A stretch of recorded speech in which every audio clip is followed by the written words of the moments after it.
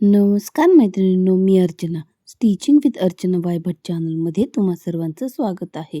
तर आजच्या या व्हिडिओमध्ये हा जो ब्लाऊज स्टिच केलेला आहे याच्यावरती रेडीमेड आरीवर्क होतं, पण कस्टमरला ते नको होतं. त्यामुळे कस्टमरने रेडीमेड आरीवर्क काढून इथे हँडमेड आरीवर्क बनवून घेतलेलं आहे आणि बनवलेलं आरीवर्क कशा पद्धतीने स्टिच करायचं ते दाखवत आहे तुम्हाला इथे. तर बघा, इथे फक्त बॅकला हँडमेड केलेला आहे.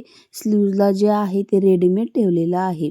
आणि हा जो टेम्पलचा आकार आहे, अशा पद्धतीचा हा टेम्पल ब्लाऊज इथे स्टिच करायचा आहे. त्यासाठी बघा, इथे हा मी टेम्पलचा ब्लाऊज आरीवर्क तयार करून घेतलेला आहे आणि ब्लाऊजचं जे अस्तर होतं तेही कट करून घेतलेलं आहे या ठिकाणी. तर पहा, या ठिकाणी जो हा अस्तर आहे तो बरोबर आपल्याला डिझाईनवरती मांडून घ्यायचा आहे.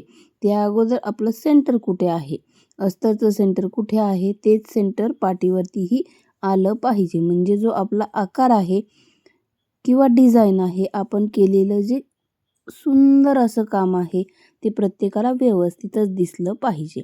तर बघा, हे सेंटरवरती आपण इथे लावून घेतो आणि डिझाईनचा शेप जो आहे तो जशास तसा इथे परफेक्ट आला पाहिजे. त्यासाठी बघा, इथे मी पिनअप ठेवणार आहे. पिनानं सेटअप करणार आहे, म्हणजे कपडा जो आहे तो आपला हलला पाहिजे नाही. जर कपडा हलला तर जी आपली डिझाईन आहे तर ती खालीवरी किंवा आकार बदलणार आहे, जागा बदलणार आहे. त्यामुळे ब्लाऊजची उंची कमी जास्त होऊ शकते, डिझाईनचा आकारही बदलू शकतो. त्यासाठी आपण या पद्धतीच्या जर पिनानं ब्लाऊज सेट केला तर आकार, उंची अजिबात काहीही बदल होत नाही. तुम्हाला हव्या असतील तर तुम्ही यापेक्षाही जास्त पिना सेट करू शकता. आणि इथे बघा, सिंगल जो दाब आहे तो इथे मी यूज करत आहे. हा जो दाब आहे तो दोन्ही आहे, लेफ्ट आणि राईट. त्यामुळे मी इथे सिंगल जो दाब आहे त्याचा यूज करून घेत आहे. बघा, या पद्धतीने सिंगलच्या साईडने आपली टीप बसणार आहे आणि जी डिझाईन आहे एकदम या पद्धतीने परफेक्ट एकदम साईडलाच येणार आहे.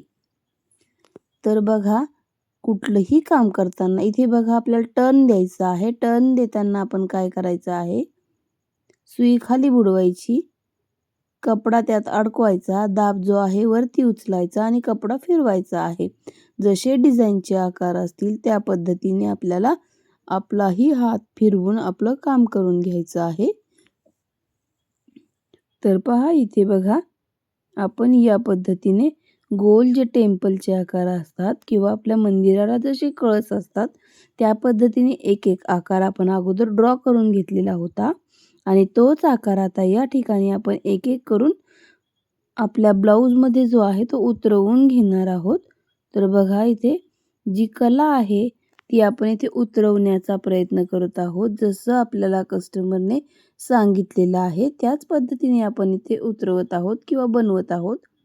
प्रत्येक डिझाईन आपण स्वतः कधीही निवडायची नाही. बऱ्याच वेळेस कस्टमरच्या चॉईसनुसारच होऊ द्यायचं. आणि जर कस्टमरला याच्यामध्ये काही कळत नसेल कोणती डिझाईन करावी, कशी, तर आपण रेग्युलरमध्ये ब्लाऊज शिवतो त्यामुळे आपल्याला या डिझाईन्स माहीत असतात. मग त्यांनी कुठली करावी ते नंतर आपण सांगायला हवं. अगोदर कस्टमरची चॉईस जी आहे ती आपण इथे विचारून घ्यायची आणि त्या पद्धतीने ब्लाऊजची डिझाईन बनवायची आहे. तर बघा, हा टेम्पलचा जो आकार आहे तो मी स्टिच केलेला आहे आणि या पद्धतीने आपल्याला हा आकार जो आहे तो कट करून घ्यायचा आहे. बघा, फक्त पाव इंचाचं जे फॅब्रिक आहे टिपेपासून आपल्याला शिल्लक ठेवायचं आहे. पाव इंचाचं फॅब्रिक आपण इथे शिल्लक ठेवूयात या पद्धतीने. आणि हा जो एक्स्ट्राचा कपडा होता तो सगळा आपण इथे मधला वेस्टेज कपडा काढून घेतलेला आहे. त्यानंतर आपल्याला इथे कट मारणं सगळ्यात आवश्यक अशी गोष्ट आहे. प्रत्येक कोपऱ्यावरती तर आपल्याला कट बसला पाहिजे, पण इथे डिझायनर पीस असल्यामुळे जवळजवळ एक एक दीड बोटाच्या अंतरावरती आपल्याला इथे कट द्यायचे आहेत. कट सगळ्यात मेन पार्ट आहे ब्लाऊजच्या डिझाईनमधला. जर तुम्ही कट नाही मारले तर आपली डिझाईन ही परफेक्ट होणार नाही. तर बघा, या पद्धतीने जो अस्तर आहे पूर्ण अस्तर आपल्याला आतल्या साईडला ओढून घ्यायचा आहे. म्हणजे बाहेरचा जो भाग आहे तो या पद्धतीने बाहेर येणार आहे. आणि हे जे कोपरे आहेत ते पूर्ण या पद्धतीने आपल्याला हाताच्या मदतीने बाहेर काढून घ्यायचे, म्हणजे आपलं जे डिझाईन होतं ते बाहेर येणार आहे आणि आपलं काम जे आहे ते एकदम परफेक्ट येणार आहे. जर तुम्हाला हाताने जमत नसेल तर या पद्धतीचा एखादा स्क्रू घेऊ शकता किंवा मारतूल घेऊ शकता किंवा एखादी छोटी पिन वगैरेही घेऊ शकता, म्हणजे आपले जे शेप आहेत ते व्यवस्थित बाहेर येणार आहेत. तर बघा आता हा जो आकार आहे तो मी पलटी मारून घेतलेला आहे. बघा आपला आकार आणि कामाचं फिनिशिंग तुम्ही पाहू शकता. तुम्हालाही या पद्धतीने जर काम करायचं असेल तर आपल्या चॅनलला सबस्क्राईब करून घ्या.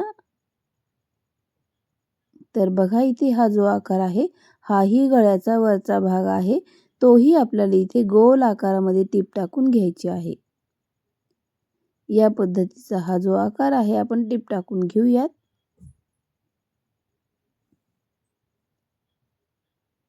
आता हा एक्स्ट्राचा फॅब्रिक आपण कट करून घेऊया. जर हवा असेल तर हा स्टिचही करून नंतर कट केला तरीही चालतं, पण अगोदर बघा मी इथे कशा पद्धतीने हा कपडा जो आहे तो जोडणार आहे. इथे आतल्या साईडला टीप दिसली पाहिजे, टीप व्यवस्थित यावी त्यासाठी इथे टीप कशी टाकायची आहे. बऱ्याच याच्यामध्ये आपल्याला छोटे छोटे चुका ज्या आहेत सुधारता येतील. जर तुम्हीही अशा पद्धतीने ब्लाऊज शिवत असाल तर बघा तुम्ही ही टिप्स वापरा, म्हणजे तुमची ही जी टीप आहे इथे एकदम परफेक्ट आणि व्यवस्थित येणार आहे. किंवा तुम्ही डायरेक्ट टीप टाकून याला पाठीची पट्टी जोडली तरीही आपला ब्लाऊज जो आहे तो परफेक्टच येणार आहे. आणि अशा पद्धतीने जसं की आपण क्रॉस पट्टी जोडतो सेम त्या पद्धतीने जोडला तरीही आपला जो ब्लाऊज आहे तो एकदम परफेक्ट आणि व्यवस्थितच येणार आहे. तर बघा मैत्रिणींनो, इथे मी टीप टाकून घेतलेली आहे आणि त्यानंतर आपण हा जो कपडा आहे आतला कपडा बाहेर ओढायचा आहे. बघा मी हा जो आतला कपडा आहे तो बाहेर ओढून घेत आहे. या पद्धतीने मी आतला कपडा बाहेर काढून घेत आहे.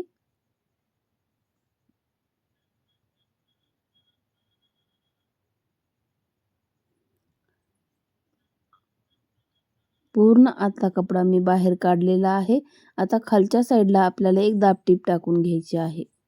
कस्टमरची चॉईस होती की खालच्या साईडला जो खालचा भाग आहे डिझाईनच्या खालचा तो एकदम 3 बोट इतकाच राहिला पाहिजे, म्हणजे 1.5 ते 2 इंचच खालची पट्टी राहायला पाहिजे. एवढा मोठा गळा हवा आहे. एकदम कमी असा करू नका, खूप मोठा करा, म्हणजे जो की खूप सुंदर दिसेल किंवा त्यांच्या चॉईसनुसार त्यांना मोठा गळा आवडतो. त्यासाठी आपण इथे खालची जी पट्टी आहे ती एकदम 2.5 ते 3 इंचाची घेतलेली आहे.